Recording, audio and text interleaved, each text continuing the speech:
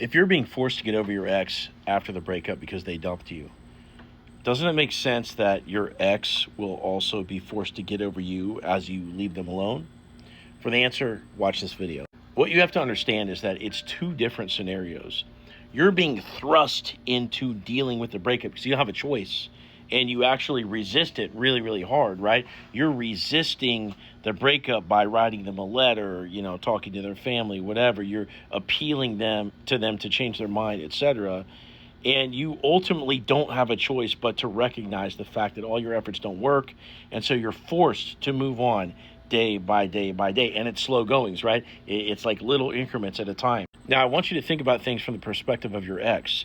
They're already complacent, right? They've already made up their mind. They're not experiencing loss. They don't care at the time of the breakup. Otherwise, they wouldn't break up with you, right? And because they're going into avoidance, that is, they're breaking up with you because of trust issues or overwhelm or, fear of commitment, these kind of things.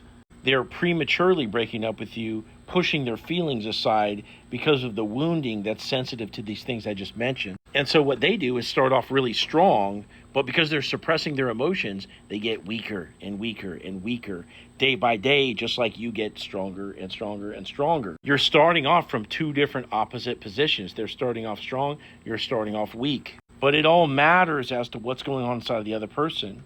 You are being instantly thrust into loss. It happens like that, right? They don't get instantly thrust into loss. They don't care in the beginning, right? They're suppressing their emotions. And once you've disappeared for a long time, no contact, then they get thrust into the loss. But leading up to that, they're missing over time. And so these little increments, right? And it doesn't hit until it hits. So at some critical moment, they're going to be getting weaker, weaker, weaker. You're getting stronger, stronger, stronger. And then you cross the Rubicon where now all of a sudden you are at the top of the power dynamic and they're below the line.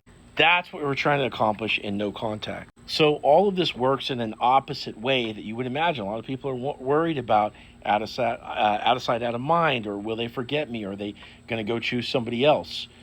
They could go choose somebody else. And if they do that, it's not going to last because they're running from one thing to another, right? And selecting a rebound, the criteria is not the same. It's like trying to select a good partner because they're just doing it for distraction. You can despair all you want to. That's fine. It doesn't affect me. You can despair in your little room with the lights off and listen to your emo or whatever you need to do. But that doesn't change reality. Your ex is still going to miss you over time. Now, if you want my help getting your ex back, look into my profile, click this link right here. And then you got a few different options. You can set up a call with me. You can download my AI where you could interact with an AI that's been trained up on all my videos. You can apply for coaching and get handheld through the entire process of getting your ex back. So set up that situation right here in the link, and we'll talk to you soon.